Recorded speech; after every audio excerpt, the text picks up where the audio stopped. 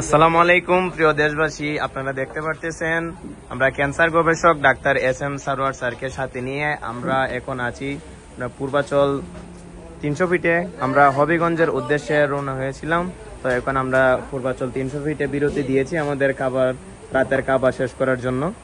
তো সবাই আমাদের জন্য দোয়া করবেন। আমরা হবিগঞ্জে গিয়ে আমাদের চেম্বার আছে হবিগঞ্জে মঙ্গল, বুধ, বৃহস্পতি। আপনারা সবাই আমাদের জন্য দোয়া করবেন, আমরা যেন সুন্দর ও সুস্থভাবে হবিগঞ্জে গিয়ে আপনাদের সেবা দিতে পারি।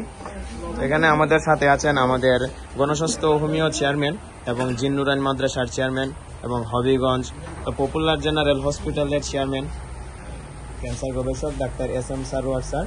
ওনার পাশে আছেন গণস্বাস্থ্য হোমিওর ডাক্তার রাকিব ভাই এবং ওনার পাশে আছেন ডাক্তার সুমন ভাই। সুমন ভাই, পূর্বাচলে এসে আপনার অনুভূতি কি?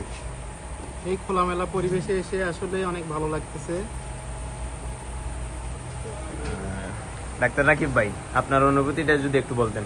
অনুভূতিটা অবশ্যই অসাধারণ, কারণ আমরা সবসময় অনেক বড় হোটেলে বা বিল্ডিংয়ের যে পরিবেশে সেখানে খাবার দাবার খাই, কিন্তু এখন এখানে তিনশির একটা পরিবেশ, খোলা পরিবেশ খাচ্ছি, খুব ঘরোয়া পরিবেশে খাবার, ভালো লাগতেছে, অসাধারণ।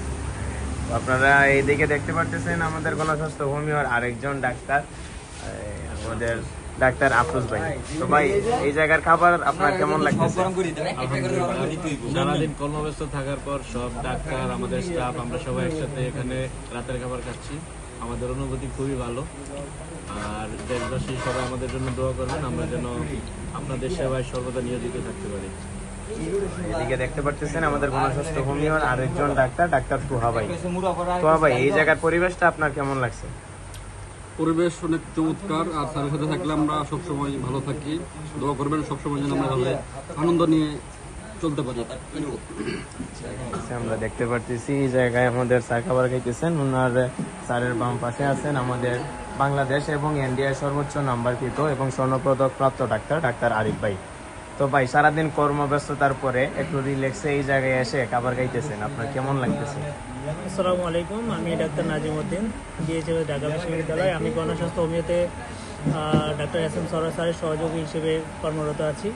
তো সারাদিন প্রায় 400 থেকে 500 রোগী দেখার পরে যে টায়ার্ডনেস মনে হচ্ছে, এইখানে এরকম একটা 300 ফিটে এসে খোলামেলা পরিবেশে স্যারের সাথে একসাথে বসে আমরা সবাই মিলে রাতের খাবার খাচ্ছি। আমরা হবিগঞ্জ যাচ্ছি। তো এই যাত্রাপথে যে এই খোলামেলা পরিবেশে, সুন্দর পরিবেশে যে আমরা যে ঘরোয়া পরিবেশে এত সুন্দর ওদের খাবারগুলো পরিবেশন থেকে শুরু করে সব কিছু অনেক সুন্দর, আমাদের খুব ভালো লাগতেছে। এখানে মনে হচ্ছে একেবারে বাড়ির খাবার খাচ্ছি। তো আসলে আমরা প্রতি সপ্তাহে এভাবে হবিগঞ্জ যাওয়ার পথে যাত্রা বিরতি দিয়ে থাকেন স্যার, আমরা একসাথে বসে খাবার দাবার খাই। আজকে পরিবেশটা অন্য দিনের থেকে একদম আলাদা এবং আসলে খুব ভালো লাগতেছে। এদিকে আপনারা দেখতে পারতেছেন আমাদের গণস্বাস্থ্য হোমিওর আরেকজন ডাক্তার সুমন ভাই আছেন। তো সুমন ভাই, কর্মরত আছি গণস্বাস্থ্য হোমিওতে। সারাদিনের যে ক্লান্তি শেষ করে, চেম্বার শেষ করে হবিগঞ্জে জার্নি করে যাওয়া, এটা বড় কষ্ট। এই কষ্টের মাঝে প্রতিদিনে আমরা বিভিন্ন জায়গায় নামি এবং সেখানে আরামাইশ করি, খাওয়া দাওয়া করি। তো সেরকমই প্রতিদিনের নেই আজকে এখানে নেমেছি। তো ভালো ফিল লাগতেছে যে খোলামেলা পরিবেশ এবং ছোট্ট রেস্টুরেন্টে নামছি ঠিকই, কিন্তু তাদের খাবার দাবার মোটামুটি স্বাস্থ্যসম্মত, পরিবেশ সম্মত। আলহামদুলিল্লাহ, সবাই ভালো থাকবেন। তো এই জায়গায় দেখতে পারতেছেন সবার পরিশেষে আমি আমাদের স্যারকে কিছু কথা বলার জন্য বলবো। ক্যান্সার গবেষক doctor S M Sarwar sir, আমাদের স্যার এখন খাবার খেয়েছেন। স্যার আসি না স্যার, পূর্বাচলে এসে আপনার কেমন অনুভূতি হচ্ছে? অসাধারণ, মানে এমন একটা পরিবেশ যেটা বলা যায় না বাসার পরিবেশ না আপনার হলো যে হোটেলের পরিবেশ। সেখানে মনে হচ্ছে যে আমরা একটা বনভোজনে আছি, রিসোর্স সেন্টারে আছি, এমন মনে হচ্ছে। অসাধারণ। এবং এখানের পরিবেশটাও ভালো, হোটেলের যারা কর্মকর্তা আছেন তারাও অনেক ভালো এবং খাবারগুলোও অনেক ভালো। যারা 300 ফিটে আসেন, আমি বলবো 300 ফিটে আসলে সেই হাঁসের যে হোটেলগুলো আছে সেখানে একবার খাবেন, আনন্দ পাবেন। সবাইকে ধন্যবাদ।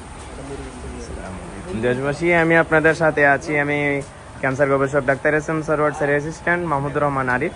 এই জায়গায় আমার সহকর্মী আছে মোহাম্মদ নুরুদ্দিন এবং এই জায়গায় আছে মাহবুব। আর উনি হচ্ছেন আমাদের স্যারের গাড়ির ড্রাইভার স্বপন মামা। সবাই আমাদের জন্য দোয়া করবেন। আসসালামু আলাইকুম।